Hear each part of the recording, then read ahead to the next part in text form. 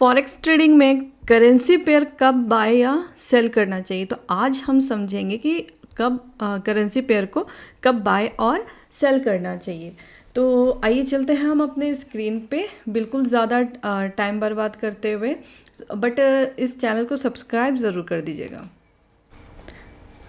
Forex trading में buy long और sell short करना यानी कि मार्केट ट्रेंड और टेक्निकल एनालिसिस पर डिपेंड करता है।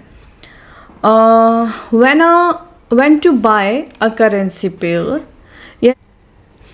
फॉरेक्स ट्रेडिंग में बाय लॉन्ग और सेल शॉर्ट करना मार्केट ट्रेंड और टेक्निकल एनालिसिस पर डिपेंड करता है। कब करेंसी पेयर पर बाय करना चाहिए यानी कि लॉन्ग पोजीशन। अगर आपको लगता है कि करेंसी पेयर की प्राइस बढ़ने वाली है तो आप बाय यानी लॉन्ग करते हैं। इसका मतलब आप बेस करेंसी खरीद रहे हैं और कोटा करेंसी बेच रहे हैं। बाइंग का बेसिक लॉजिक है यानी strong trend, market up trend में हो और प्राइस ऊपर जा रही हो। सपोर्ट लेवल यानी कि प्राइस एक स्ट्रॉन्ग सपोर्ट लेवल पर हो और वहाँ से बाउंस हो रही हो। पॉजिटिव न्यूज़ यानी कि अगर किसी करेंसी की अच्छी इकोनॉमिक न्यूज़ आती है, GDP growth, interest rate hike etcetera, तो उसकी वैल्यू बढ़ सकती है। इस तरह की बातों को आपको ध्यान में रखना चाहिए कि आपको, जैसे कि यहाँ पे लगता है, जैसे यहाँ पे एक एग्जांपल बता देती हूँ मैं आपको। यूरो यूएसडी का सपोज आपको लगता है कि यूरो स्ट्रॉन्ग होने वाला है और यूएसडी वीक होने वाला है। आपको क्या करना है, आप बाय लॉन्ग करेंगे ताकि प्राइस बढ़ने पर प्रॉफिट मिले। अगर प्राइस 1.1100 हो जाती है तो आपका 100 पिप्स का प्रॉफिट हो जाएगा। नेक्स्ट है when to sell a currency pair, यानी कि कब करेंसी पेयर को सेल करना चाहिए यानी शॉर्ट पोजीशन।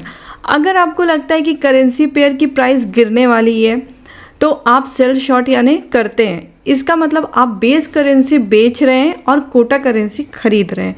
सेलिंग का बेसिक लॉजिक है, डाउन ट्रेंड होना चाहिए, मार्केट डाउन ट्रेंड में हो और प्राइस नीचे जा रही हो, रेसिस्टेंस लेवल हो, प्राइस एक सपोर्ट रेसिस्टेंस लेवल पर हो और वहाँ से नीचे गिर रही हो।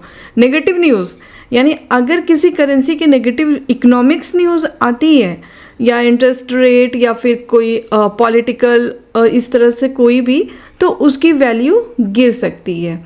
तो ये सारी चीज़ें आपको ध्यान भी देना, जैसे मूविंग एवरेज हो जाता है, आरएसआई हो जाता है, तो इस तरह से आपको ट्रेंड रिवर्सल होता है, कुछ पैटर्न्स हेड एंड शोल्डर्स होते हैं, ये आइडेंटिफाई करना है, तो जिससे आपको पता चलेगा कि मार्केट डाउन की तरफ जा रही है।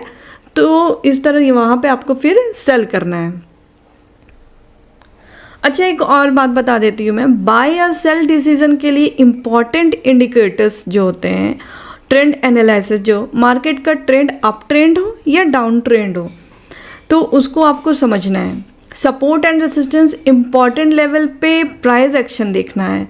मूविंग एवरेज आपको 50 MA 200 MA का यूज़ करना है ट्रेंड कंफर्म करने के लिए। आरएसआई आपको ओवरबाउट 70 हो तो सेल करना है, ओवरसोल्ड आपका 30 हो तो बाय करना है। न्यूज़ और इकोनॉमिक इवेंट यानी कि GDP, NFP and interest rate decision का इम्पैक्ट देखना है आपको। ये कुछ टॉपिक्स मैंने बताए हैं कि आपको कब सेल करना है करेंसी पेयर को और कब बाय करना है कहाँ पे। जो बहुत छोटी छोटी चीज़ें होती हैं जो हम जिस चीज़ को इग्नोर कर देते हैं, तो बाय जैसे कि लॉन्ग जो मैंने बताया तब करें जब मार्केट अप हो, करेंसी स्ट्रांग हो रही हो, तब आपको बाय करना है। सेल कब करना है, जब यानी शॉर्ट जब मार्केट डाउन या करेंसी वीक हो तब आपको सेल करना है। टेक्निकल एंड फंडामेंटल एनालिसिस दोनों का यूज़ करना है, तब जाकर के आपका बेस्ट स्ट्रैटेजी होता है। शायद आई होप आपको समझ में आया होगा। इस वीडियो को देखने के लिए थैंक यू सो मच।